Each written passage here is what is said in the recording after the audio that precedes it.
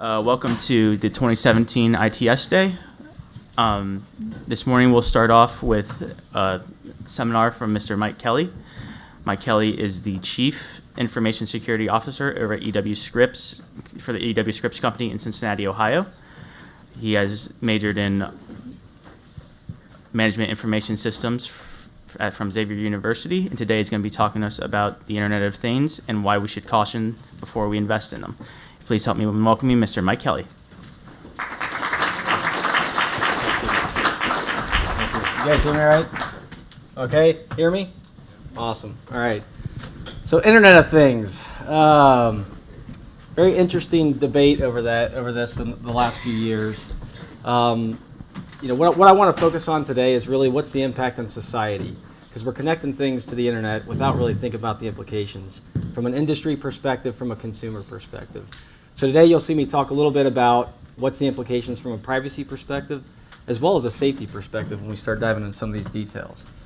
So with that said, I'm going to jump right in the presentation, but I'll start off with a bit about me. So graduate from Xavier, Management Information System was my major.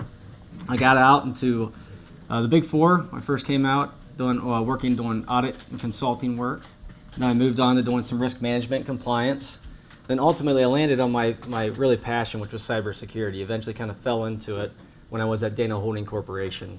Funny story, the guy who was working there before I started had gotten fired the week before, and they said, congratulations, you now have cybersecurity on your plate. So, which worked out well. Bad for him, but good for me. So from a personal perspective, some interests that I have. I'm a big soccer fan, played at Xavier. I'm a Chelsea fan, go Blues.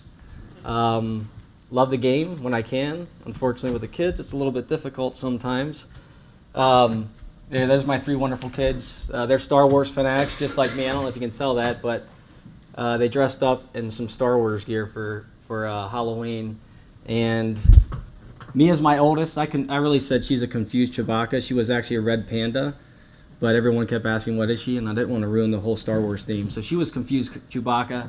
Zoe's a Princess Leia. And Keegan, my youngest boy, is Darth Vader. So a little bit about me. But let's just dive right into the presentation. So what is the Internet of Things? Anybody want to take a tackle at answering that? What's the Internet of Things to you? Nobody? Too early? Too early in the morning? All right. Well, here's the technical definition. It's an internet or interconnected spheres, physical devices with the internet and other networks through uniquely identifiable IP addresses whereby data is gathered and communicated through embedded sensors, electronics, and software. Or more simply put, it's really just taking devices, connecting them to the internet to gather data, right? A few examples of that. We've been seeing this in the agriculture industry for quite a while, but they put sensors on the water irrigation systems so that they're more smart about how they're using the water, right? If it's raining, there's no need to use the water and pull from water resources. A few other examples, Fitbit gadgets, right? So this tells me when I'm lazy. If I'm not getting my steps in there, I got to look at it and it'll tell me I got to start walking around.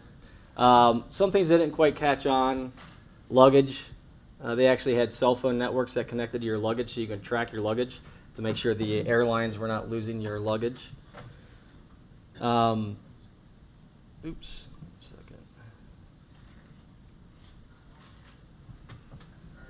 But a few others. So Nest. Anybody have Nest in their house at home? Anyone? Okay, so that's an easy way of doing heating and cooling when you're away from home. You can remotely control that. Just a few examples. So let's move on. So IoT market predictions. These are for the next 3 years, what the market's predicting. 4 billion connected people in the next 3 years. 4 trillion in revenue opportunity, which that number kind of varies. It really depends on the study. But there you can see there's large market opportunities. And as you can see, I don't know if you can see that image, but I do have Lorax references in here because my kids, right? So I threw a few little funny things in here. But what it comes down to is there's a lot of market opportunity. Companies are going to capitalize on that, but they're not always thinking about security in mind, right? They're thinking about grabbing in data because data is the new currency in the digital age. Okay, it's information that they can capitalize on. They can sell to others. So privacy is really being invaded at this point, right? People aren't really thinking about all those implications. And by the way, if you guys have questions, feel free to raise your hand. So one thing that's really interesting as part of this is, you always think about from a physics perspective, you can only gather so much data. And to gather all that data, you got to store that data. Storing data costs money. Well, that's continually shrinking on how much it costs to actually store data. Just recently, this is like hot off the press, last week, IBM found a way to store data on a single atom. A single atom. What that means is 100,000 times more data can be stored. So as you can see, that is shrinking quite a bit in terms of cost. So companies are going to continue taking in data, not even thinking about, am I going to use that data? Right? They're just going to consume it in there because they may use it at some point. That's how they look at things. So what value can IoT bring? There's quite a bit. I don't want to talk it down like IoT's, it's the end of the world and privacy is being invaded and it's not a good thing. Because at the end of the day, there's quite a few things that can come from it. One is data-driven decision making, right? If you have information you can act on, you can make better decisions. Sometimes it's not great decisions because you make assumptions on that data, right? And assumptions aren't good. You got to think about those implications. But data-driven decisions are much more effective for the most part. We'll have an ecosystem of smarter devices. So, for example, if we're not, if I'm at home and I'm not drawing power from the electrical grid, I can actually transfer some of that power use off to somebody else. So, reduced carbon emission is one of them that we could see from a society perspective. Vitals monitoring healthcare, right? I can have more active feedback on what's going on with my body. And I may need to know, I got to go in and see the doctor because there's something going on with my body that I wouldn't have known before. Also, a network of connected cars. So I believe it was back in the Obama administration, they were talking about having a requirement of having cars actually connected and speaking with each other. Now, there's great things that come along with that. There's companies like Uber, Google, multiple companies working on, currently today, automation on vehicles. And they're finding out that it is actually safer, right? Almost every crash that's happened in these cases, it's never been the computer's fault. It's always been a human that's actually been the cause of the issue. But there's some interesting challenges that come along with this. Right now, these are just small little use cases, right? Isolated in small parts of cities. When you start talking about multiple vehicles all communicating with each other, what happens when there's a human in front of the car and then there's the vehicle itself? Is that computer going to be able to make a logical decision? Is the human more valuable life than a car? Right? So there's a lot of challenges that got to be tackled as part of this. From a business impact, information on consumer behavior, that's all dollars, right? Again, Google built its empire on knowing about what you're searching for. They sold that for companies to target you from an advertising perspective. You can customize products, right, based on taste. There's a little bit more loyalty. If you have a company or a brand that you prefer, can target you specifically on what your tastes are. But when it comes down to, it always comes down to when you're taking all this information in, you need to make sure that you're securing that, right? And you're only taking in what you need. Because a lot of times what we're finding, even from the government, is there was mass surveillance, right? And they're taking in all information, regardless of whether or not they're going to use it or not. So from a privacy perspective, companies really need to start considering, what are we retaining? Are we using the data? Because the more information you bring in, guess what? Hackers you're going to be a juicier target. So at the end of the day, you got to balance how much data are you actually bringing in from a consumer perspective and how much you can actually use. So what kind of harm can Internet of Things do? Anybody see the Maslow's hierarchy of needs before? So really IoT hits the most foundational components of that, right? So it can impact your safety, right? Food, and I'll talk about a few examples here of some doomsday scenarios that I'll scare you guys a bit with. But just some examples of just the privacy and safety and physiological type of effects it could have is a malicious misuse of the actual vehicles themselves, right? So there were studies by a hacker, a white hat hacker, by the way, Chris Valasak, who was testing the Jeep. Anybody hear about that? The Jeep vehicle? So Jeep built in some nice little features where you can connect to the internet, right? Well, part of that is always a vector. Anytime you're connected to the internet, you're always going to have some kind of vector of that vehicle. they were able to hack into the system and jerk the wheel while someone was driving it. And they did that because that main system that connects to the internet also controls the vehicle, things like the nice little features of Park Assist. Park Assist can control that wheel, right? If it can control the wheel, then I can interact with that remotely. So that's one example. Unauthorized home access is another. So a lot of people are taking their nice little Alexa devices, they're connecting it to their home automation system and actually unlocks doors. Alexa, I don't know if anybody have Alexa in here? Okay. It responds to anybody's voice, right? You say Alexa and it responds. Funny little story on that. You know, I tested Alexa, to be very clear, before I put it on my network. But one of my daughters was very mad at me because I yelled at Alexa the other day. So Alexa has its own persona now within our family. But Alexa was not correctly answering questions, so I told her I was going to throw her in the garbage, and she said, "Daddy, that's not very nice. Don't talk to Alexa like that." No, my daughter, yeah. No, Alexa just says, "That's not very nice." Yeah, it's funny. I don't know if you've seen some of those, but. So privacy invasion with IP cameras. What I'll do is I'm going to talk about some real-life examples here soon in a minute on these. But ultimately what it comes down to is there's some real impacts that IoT can do and have on people from a physical perspective. And the doomsday scenario I want to talk about is, so cyber warfare is real, right? Governments are actively, nation states are actually doing surveillance on each other, trying to get into their systems, embedding into their systems. And a good example of that is recently, have you guys heard of Black Energy? Anybody heard about that? Anybody heard about the Ukraine crisis where they shut down the electrical grid? That was malware, right? So imagine this doomsday scenario from a physiological need perspective. A nation could attack another nation without even firing a shot. They can take down their electrical grid. Imagine the panic that would ensue from that. They can shut down supply chain so people aren't getting their food, right?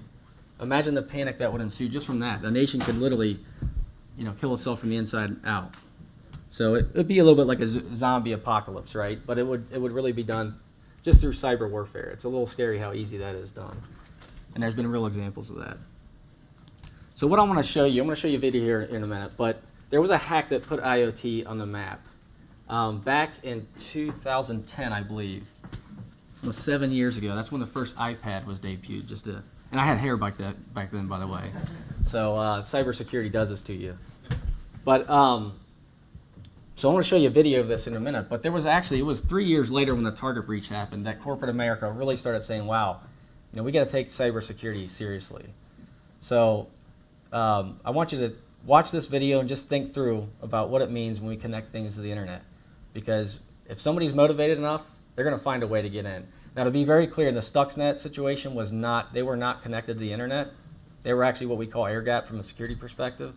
The way that got in, what they believe, was through USB devices. But you can think through the implications of connecting those devices to the internet. So hopefully this plays.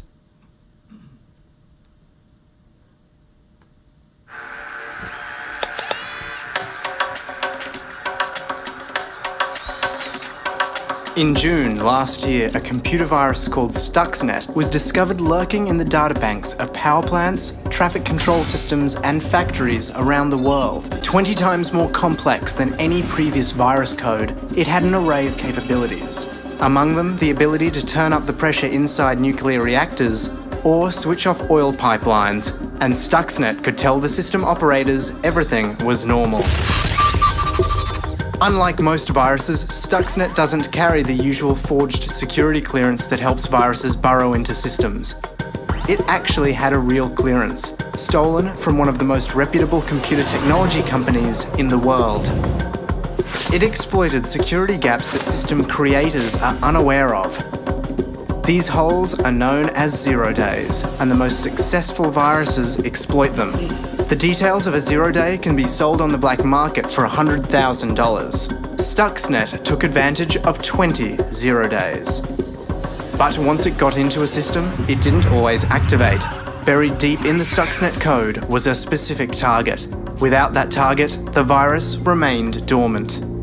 What was it looking to shut down? the centrifuges that spin nuclear material at Iran's enrichment facilities.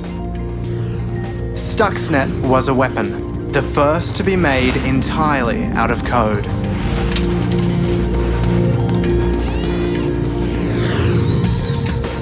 The Washington-based Institute for Science and International Security says the virus may have shut down 1,000 centrifuges at Natanz, Iran's main enrichment facility, last year. In November, the International Atomic Energy Agency, the UN's nuclear watchdog, said Iran had suspended work at its nuclear facilities without explaining why. Many observers credited Stuxnet. Last month, the Iranian government conceded the virus's infection of the Bashir nuclear facility, still under construction, meant that switching the plant on could lead to a national electricity blackout. Iran has responded to the attack with an open call for hackers to join the Iranian Revolutionary Guard and has reportedly amassed the second largest online army in the world. So who was behind Stuxnet? There's no evidence beyond rumour. Some have it that Israel is responsible because the virus code apparently contains references to the Hebrew Bible. Others believe the US was involved in the testing and development. The finger has even been pointed at Siemens mobile phone company, whose software is used by the Iranian regime. The most important question may not be who designed it, but who will redesign it. The evolution has been so fast that 9 months after its detection, the first virus that could crash power grids or destroy oil pipelines is available online for anyone to download and tinker with. You can watch people on YouTube pulling Stuxnet apart. It's an open source weapon. And there's no way of knowing who will use it or what they will use it for. A little scary, huh? That was 7 years ago. So imagine how much things have changed since then. I think I actually shared this same video last time I was here. But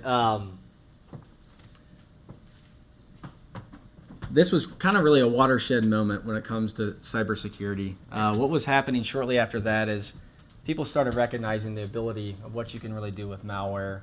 Cyber criminals were actually developing business processes around developing malware. In fact, today, you can actually get ransomware as a service, right? What they do is, have you heard of ransomware? Anybody heard of ransomware? Have you been personally affected by it? Anybody?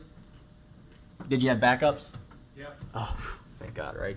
So essentially, ransomware is, right, when it gets on your machine, it encrypts your data and it holds it for ransom. Ransomware as a service now, what they're doing is they're selling it. They're not even selling it. They used to sell the actual, the code. Now what they'll do is they'll give you a cut, right? So they'll give you the code for free, but they get 50%, and they'll even manage the Bitcoin process for you. So that's how this stuff is scaled over the last few years. It's actually building business processes and business plans around it. So some real impacts on IoT that really affect privacy and safety. Over the last few years, these are just some examples based on technology that's been out there. Here I'm basically the Lorax, kind of warning the Onceler, right, that privacy is mostly dead. For you that, the younger groups here that obviously you grew up in the digital age, right, you left a footprint throughout your entire life, whether you know it or not. Anybody heard of something called a time machine? Websites are out there available that call and keep all that information. So anything you put online, that stays out there in permanence. So, so just a few examples that early on it started. So Facebook came out 2004. That was more website based, right? We didn't have our phones, our fancy phones yet for that. But even Facebook, there were some FTC charges way back when they were not living up to their privacy claims of how they were taking in data and consuming that data and protecting the data. Another example is 2007. That's when the first iPhone debuted. Celebrity iCloud accounts were being hacked. Now that happened a little bit later, right? But the technology came out in 2007. No one was thinking about those implications. Right? You take your pictures, it's backing up to the iCloud. How secure is that? Now in this case, just to be very clear, it was actually not Apple. It was just poor security on their parts, right? Probably poor passwords. 2011 or 2009, Dropcam started coming out. People started connecting their IP cameras, right? Connected on their network to the internet so you can monitor your baby or dog at home, find out what's going on. A few years ago, some hacker hacked into a camera and was yelling at a baby, screaming for the baby to wake up. So again, things that we're just not thinking about. We're connecting the internet and not really thinking about the security and privacy aspects around it. Who here uses Snapchat? How many of you use it because you were concerned about the pictures that were being taken? Okay, so most of it was just, it was a cool new thing to do, right? Well, Snapchat claims, right, when you first signed up for it, that when those photos, they're sent and they're deleted, right? They were never deleted. They were stored on servers. They were hidden from view from whoever you're sending it to, but the information was never deleted. It still sit on their servers. So again, the permanence, that's all there, right? We may claim, they may claim that those things are being deleted, but they're actually not. So there was some actually lawsuits against Snapchat on that. So 2014, Alexa's hit the market. I've got one. I didn't adopt early. I was waiting to find out and learn about the technology. But more recently, there's a case. Did you hear about a case where the Alexa was called to the stand for a murder investigation, because they were trying to actually take anything that was happening in that household to try to use as evidence against a murder case. 2015, I told you about that a little bit, but the Jeep hack. So Chrysler, their way of getting the patch, the upgrade to the Jeep systems, anybody know what it was? USB sticks. They mailed USB sticks to patch that problem that they had as part of the Jeeps that they found when they was being able to be hacked by those hackers. Then 2016 happened, and this is probably one of the biggest ones that I would say that's really kind of concerned me a bit. But this is really when IoT actually got real, right, from a security perspective. Anybody hear about the Mirai botnet? Okay. What happened? Anybody? They attacked one of the major top-tier providers. I can't remember Yep. who exactly. Dyn, right? Yeah. A DNS provider. You guys know DNS? That's right. DNS is essentially the yellow book, right? Well, you guys don't know what yellow pages are. Sorry, I just dated myself. But it's a way of looking up, people don't know IP addresses. You don't remember numbers, you remember names, right? So DNS resolves that. They attacked Dyn, one of the largest providers, and that essentially shut out the East Coast on the internet. Multiple IPS or ISPs were actually impacted by this. And it took down real things like Amazon, right? Amazon Web Services was impacted by it. Our company had a few services that we leveraged from the cloud that was actually taken down partially for it. Not big, luckily, but there were a slight impact on it. So this is really when it got real. And this is all related to the fact that people were connecting IP cameras that were not secured. So our computers, over time, they've always built in, native protections, right? You got antivirus on it. It's got firewalls on your computer. Well, these IP cameras, when they're connected, no one's put security with those on there. They put default passwords. In some cases, here's a worst case, right? From a security practice, this is terrible. They put a default password on there that you can't even change. And it's connected on the internet. So imagine that. One recent one that just came out is where IoT is being used. It's the same thing. It's IP cameras were being used to mine Bitcoins. So all they're looking for is processing power. That's what they need. Now, 2017, everybody hear about the CIA? The leaks that happened from the tools that they use? So your Samsung TVs from a few years ago could have been a way of spying on you. Now, they had to have physical access to it, right? So you shouldn't be too concerned unless you're on the watch list for some reason. But essentially, as we move on, the products themselves, they're just not considering the security implications when they develop these products. Okay. So, what should you do to protect your privacy and safety? Here's some easy things to do, right? Read the T's and C's. Know what you're signing up for when you look at the products. Everybody wants to just sign up, right? Go through the whole thing, and then just click OK. You really need to understand the privacy values that a company has. Some are actually pretty good about it, and they do a good job of really just stating very clearly in plain English around what their privacy, their views on privacy and what their privacy values are. Others will try to embed it in this long language that you don't even know what it means, right? Just to get you to click through.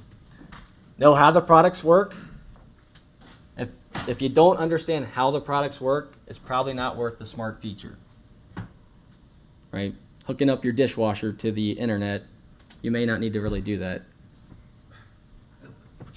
Change default passwords, that's the easiest thing to do, right?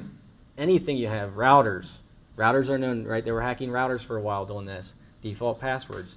Anything you get that you connect to the network and are in the internet, make sure you're changing some of the default passwords. And also, please make them complex, right? Password is not a good one. QWERTY is not a good one. Those are all well known. Those can be hacked in seconds. Also, I don't know if you guys have heard of it. There's a company called BullGuard. Anybody hear of that? Okay. They have an IoT scanner. So you can basically, from your home network, go out to this website. I got a link on here so you can do it yourself. You go out to the website and they'll scan your network to see if there's anything that's actually exposing your network with IoT. In fact, I bought my own domain called Secure My IoT with that in mind, but they beat me to it, so I just got that domain sitting out there right now, hoping that somebody will pick it up and want to at least sell it for real estate. There's also a product that they're actually developing now called Dojo. It actually comes out, I believe, in April, where it will actually secure your devices for you. It'll essentially put firewalls between your Alexa device, your NAS server, if you got a NAS server on your network. It'll kind of secure that, put layers of security for you. Be careful though, because part of the thing they talk about is the information that they see in your technology and your devices gets reported up to the cloud, right?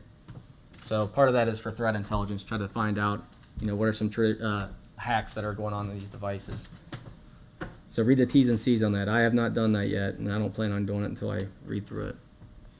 So from an industry perspective, here's what we really need to think about. From a manufacturer perspective, they really need to start adopting a security mindset, right?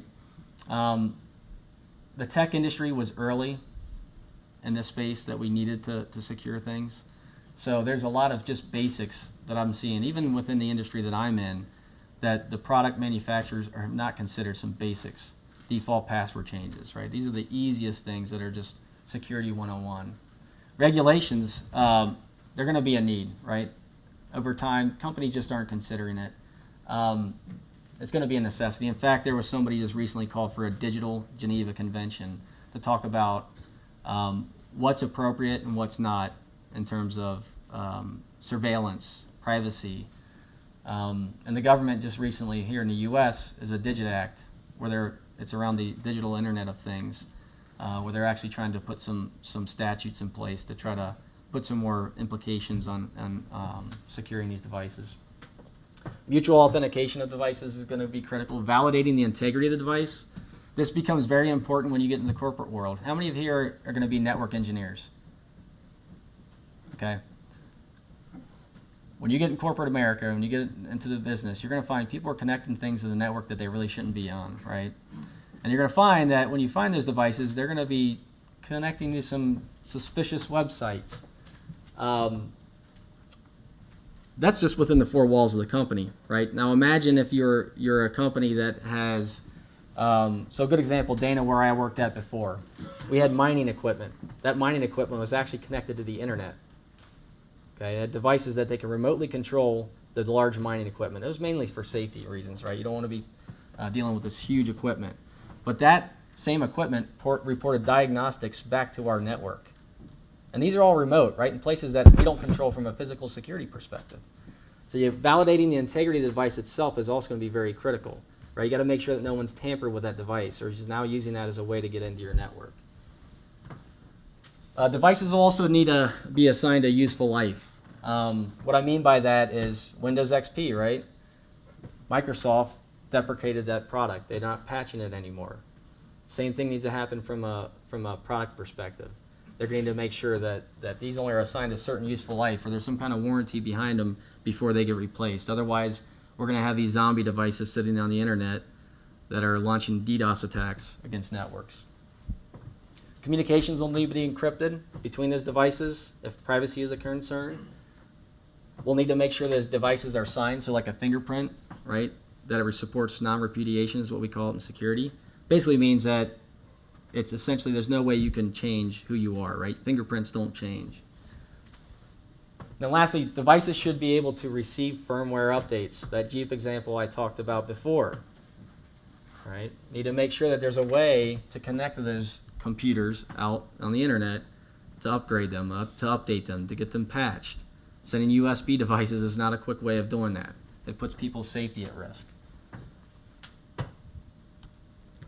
So what I'll end is a little soapbox. Stand on my soapbox here and give you guys a little word of advice. As you're the next generation of technology professionals, you guys really need to start considering privacy and safety. Everybody here will have some type of role in it. Whether you're in sales, marketing, right? You're going to be interacting with customers who like a typical attack right now is phishing, right? You're our first lines of defense when you're receiving emails, thinking through what you're clicking on. If you're on the network side, or if you're in your software development side, most importantly, pay attention, because you have to consider about what you're developing, what the product is, what information you're capturing, how that physical device could impact people's safety. So the way I teach people is, think of implementing security like baking a cake, right? It's not cooking. Cooking, you taste, right? You taste as you go. You can kind of change things around and eventually get to a good product. With baking, it's got to be very precise. You make any slight shifts, that cake's going to be tasting horrible, right? So security is really like baking. It's a fine balance. Too much security is going to be bad, right? We shouldn't be dictating things from a security perspective. We need to balance risk and what it is with the business ultimately. And too much security is going to actually make for a bad cake. So, any questions before I close? Yes. Can you give me an example of when too much security is for a bad thing? So yeah, when you get into business, you're going to have cases where here's what I'll answer that. If you're hampering business because you're putting too much security in place, you're actually doing more harm than good for the business at the end of the day, right? Because you're going to end up impacting revenue streams. So there's some times where you got to actually say, take a step back. What are ways that we can kind of mitigate the risk acceptable level? Privacy and safety should always be priority, right? But at the end of the day, the business also has to operate and function. Because what you'll find is especially if you get in information security, if you guys go into information security is, in the past, we were always the czars, right? People came to us and said, it's either yes or no. It was a black and white, binary decision. That's not the way we should be operating from a cybersecurity perspective. You got to balance risk with your appropriate level of security, because otherwise you're going to hamper the business and you could be out of a job, to be honest. Good. This question goes to that sort of czar role. I'm hearing, and maybe I'm incorrect about this, that organizations like Gartner are recommending that your traditional information security group be sort of distributed out. So there's Right. not this group of security czars. That function is now distributed to my phone guys and my network guys and my server guys. Are you hearing that? Is that really where things are headed? So yeah, I would say yes. Leading practices, that's what they're doing, right? They're trying to expand the decisions of cybersecurity beyond just the cybersecurity team, right? Because all of us are touching. Here's what it comes down to. Every human in the enterprise is a risk for cybersecurity because they're a way to get into your network, right? So we try to distribute those responsibilities from an end user perspective. People are interacting with the computers, but also within the business. So our lines of business, we've got representation as our security liaisons that we interact with, because we're not going to see everything and know everything at the end of the day. My goal is to partner very closely with the organization so that they come to me first, right? And that's where the czar stuff comes into play, right? If you're a person that says no all the time, they're not going to come to you. And you're going to find out later in the game that they've got a product that's coming out that's putting, I don't know if you guys can even read that, but there's some ransomware stuff on there. They're going to putting something out there that's going to actually put people at risk and the organization at risk. So there's a lot of data being generated by IoT devices. Who actually owns that data? And is there current policy changes being drafted to protect our own data? It's a good question. Generally, who owns that data is you're going to see the ISPs, right? Internet service providers will be seeing that data. The production manufacturers of those products themselves, they'll have access to that data. I mean, ultimately, that's your data, though, too, right at the end of the day. If it's your product, if it's your device that you purchase, it's yours.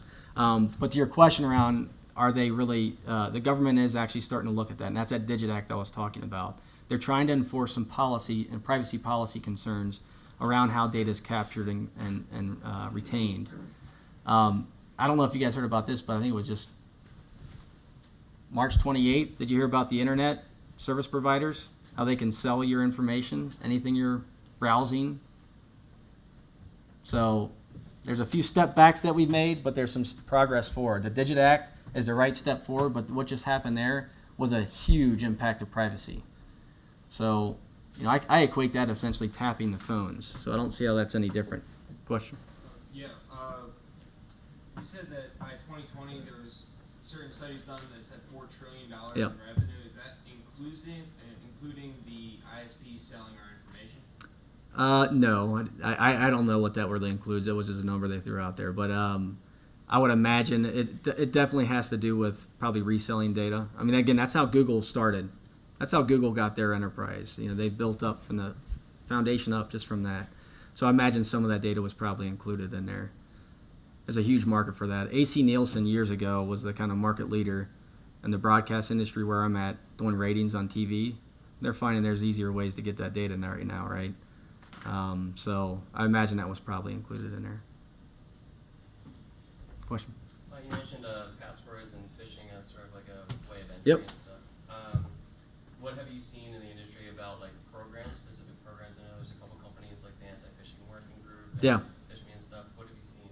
So that's a good question. We have a regular phishing exercise we do as part of our organization. We use Phish Me actually and this is actually a very interesting question because I use that to really design a lot of my security roadmap. You learn a lot from people clicking on things. You learn a lot who your users are, where without the organization you have more risk. In fact, I've used a lot of that information that I get to reinforce my program and justify some security products that we're implementing.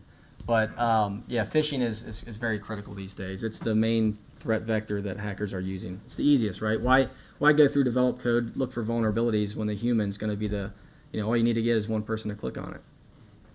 So phishing is pretty critical. Requirement for like everyone in the company Yeah. to go through that? Yeah, so we have each quarter every employee receives a phishing email. If they click on it, they get interactive education. We track if they're watching the education. We follow up for those that have failed with another follow-up phish shortly thereafter. And again, it caused some angst for some people, but at the end of the day, the organization's safer. In fact, it also drives a lot of discussions that we've had.